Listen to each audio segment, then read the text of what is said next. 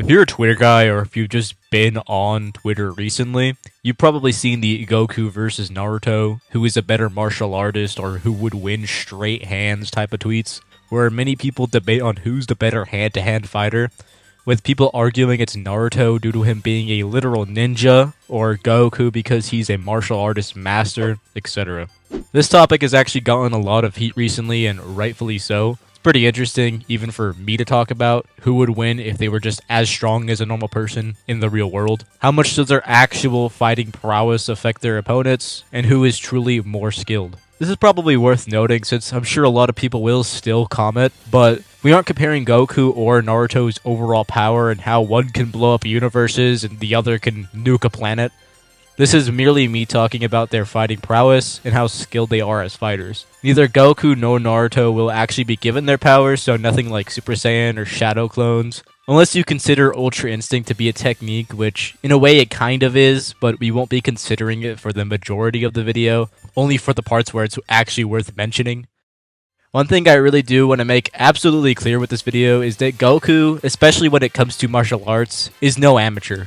Several people, when it comes to actually comprehending Dragon Ball, will always say things like, we'll take away his powers and he won't be as strong, or something along those lines, which, in my opinion, is very wrong.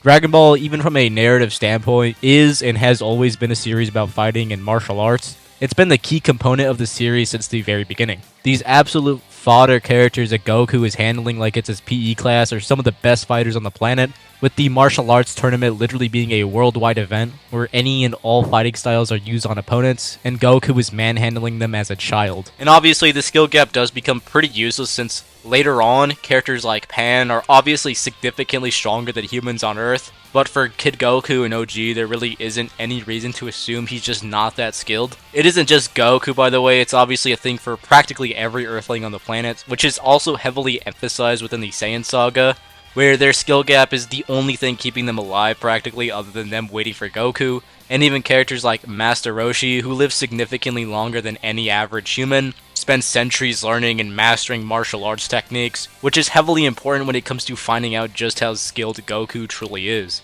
In the original Dragon Ball series, it's clear that Goku has an exceptional ability to replicate techniques, such as the Kamehameha and Hashuken, after witnessing them just a single time. It's not only this, he spontaneously developed his wild monkey fighting style while facing Jackie Chun. While Goku certainly demonstrates a mastery of martial arts techniques in his battles, it's challenging to gauge his proficiency in a real-world context due to the fictional nature of many martial arts depicted in the manga. For instance, his Janken Fist. Despite all that, there are instances where he employs real-world techniques like the 1-inch punch in the Resurrection F. Obviously, this adaptation isn't necessarily limited to just these techniques, which are just advanced martial arts anyway, as we literally see Goku keeping up with characters in the afterlife who've been training for hundreds or thousands or even tens of thousands of years.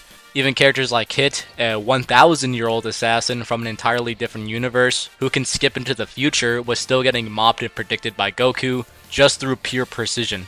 Imagine you throw the most experienced fighter ever, in our own world, wherever you think it may be, against someone who can appear into any place into the future. They're probably not going to be able to land a clean hit on their opponents ever, so saying or thinking Goku is just some average MMA fighter level opponent in terms of raw martial arts is pretty silly, especially when considering his tournament of power feats, and how he was able to master Ultra Instinct, a technique that not even the gods of destruction could master in their 70 million years of living, a technique that had Whis, a being that is probably as old as the universes themselves actually, pretty stunned and proud that he was able to master it in such time. Keep in mind that this tournament only occurred over the span of almost 50 minutes, and he was able to achieve what martial arts gods couldn't in 70 million years, let alone the 46 minutes that Goku actually had to pull this off. And that's the kind of opponent Goku actually is. He isn't some ordinary fighter that you can train a few years to beat. You would need millions of years to prep, and even then it would most likely just get adapted in a few moments just through raw skill, to practically having auto dodge via this Ultra Instinct if you consider it a martial arts technique to an extent. We see this dodging in this form is very much efficient with Kefla, someone who can literally one-shot this Goku, not being able to land a single hit on him, despite actually just being significantly stronger and fully capable of killing Goku. And that's only if she could land a single hit. However, due to the gap in just raw skill and Goku's utilizing his technique, she still loses.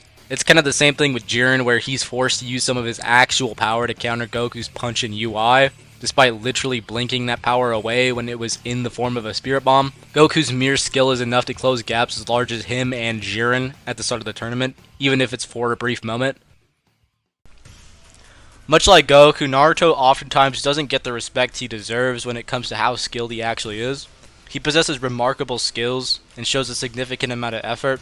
Achieving the mastery of techniques like the Shadow Clone as an academy student is pretty impressive, especially considering that most Chunin are unable to accomplish such a feat. He managed to learn and perfect the Rasengan, an A-rank jutsu that only a few shinobi have ever been able to pull off, yet he was able to do it as a genin.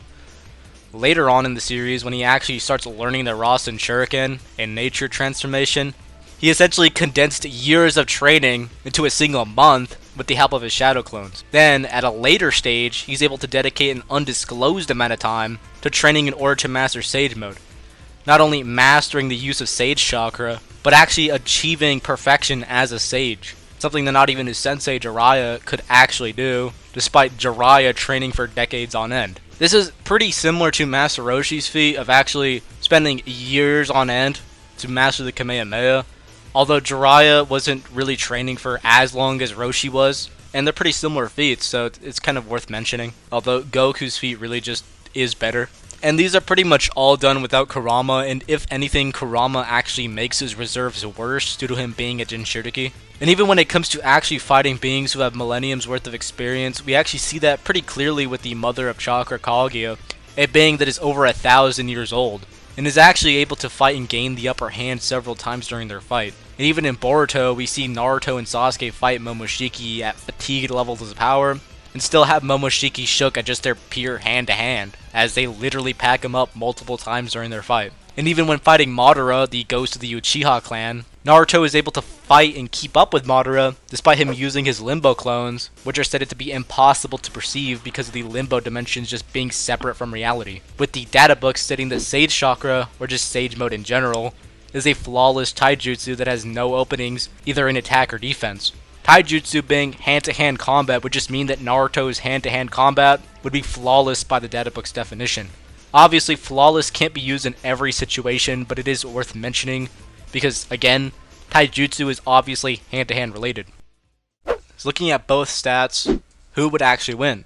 Naruto is fighting gods with thousands of years of experience, while Goku is fighting gods with tens of thousands to potentially millions of years of experience. I think it'd be pretty silly to say that Goku just doesn't come out on top in terms of pure martial arts. I do think the fight would probably start off pretty evenly until Goku starts pulling out techniques that Naruto just doesn't know, techniques that Goku could simply adapt to in mere moments. They both are pretty concretely geniuses when it comes to condensing techniques and actually just learning them for that matter, but Goku just has better feats overall. I think it's safe to say that even someone like Goku is probably relative in skill or even more skilled than the Gods of Destruction, which is made pretty clear during the Tournament of Power, where even gods like Champa are actually just shook at the thought of Goku being able to fight two opponents at once via sheer fighting tuition, and obviously Goku mastering Ultra Instinct, which is something they couldn't master in their 70 million years of existence. Naruto's on par with beings who are thousands of years old, while Goku's on par with beings that are millions of years old. If you want to see more videos like this, or even just an equal stats version where I do think this fight does go way differently in terms of equal stats and not just martial arts, but I do think that equal stats Goku versus Naruto is pretty overdone, so I don't know if I will do that. But if you do want to see more martial arts only videos, be sure to hit the like button, subscribe, comment down below as it does help the channel a lot. And if you did make it this far, comment Goku, and bye.